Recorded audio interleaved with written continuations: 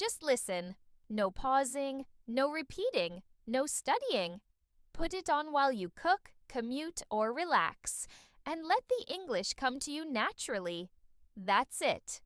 Today, we're at a pharmacy. Someone needs something for a cold. A customer asks for advice about a minor injury, and two colleagues have a quick conversation while waiting for a prescription. Everyday English, slow and clear. Let's begin. Scene 1. Something for a cold. The pharmacy is clean and quiet. The shelves are very organized. Rows of boxes and bottles arranged neatly by category, each with a small label on the shelf below it. There's a faint smell of something clinical and clean. Near the back, behind a raised counter, a pharmacist in a white coat is looking at a computer screen. Her name is Rachel. A man comes in through the glass door. He's wearing a thick jumper and a scarf, even though he's inside.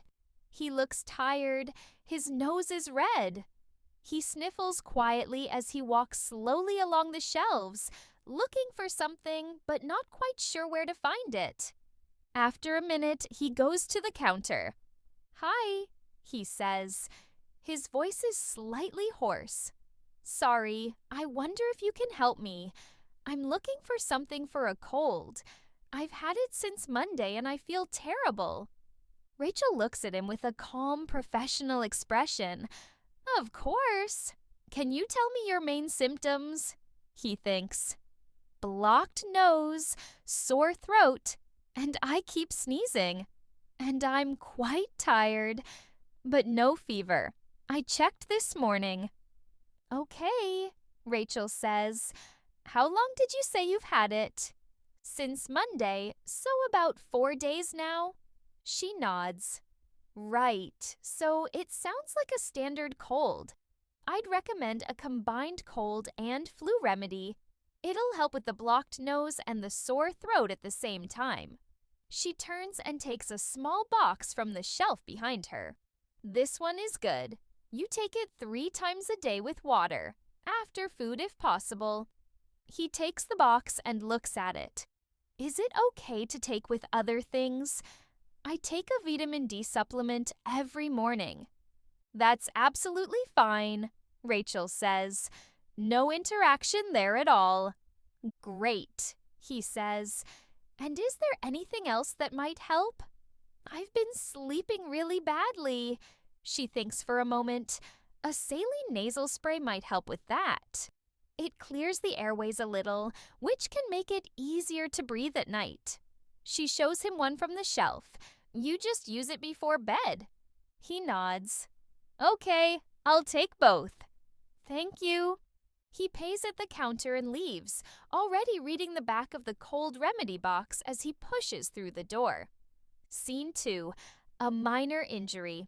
A little while later, a young woman comes in. She's in her mid-20s, wearing a gym bag on one shoulder. She walks to the counter where Rachel is still working. "Hi there," she says. "I hurt my wrist this morning. I was at the gym, and it's been bothering me all day.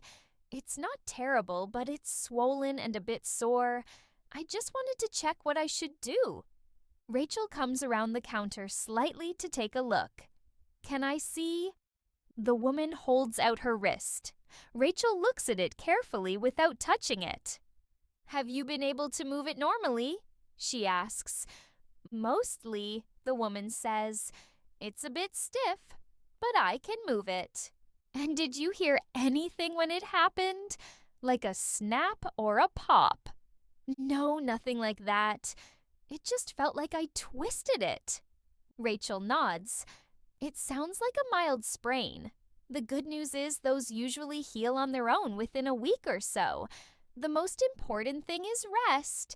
Try not to use it too much for the next couple of days." The woman nods. "I'd also recommend keeping it elevated when you can. So resting it on a pillow, for example, and using an ice pack for about 15 minutes at a time to keep the swelling down."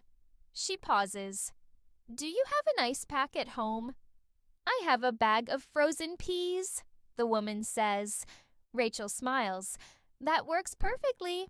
And if you want, I can show you a support bandage. It won't fix anything, but it can make it feel more comfortable and remind you not to put too much pressure on it. Yes, please, the woman says. Rachel takes her to a small section of the shelf with bandages and supports. She picks one out and shows her how it works. The woman buys it, thanks Rachel, and leaves. She's already switched her gym bag to the other shoulder before she's out the door.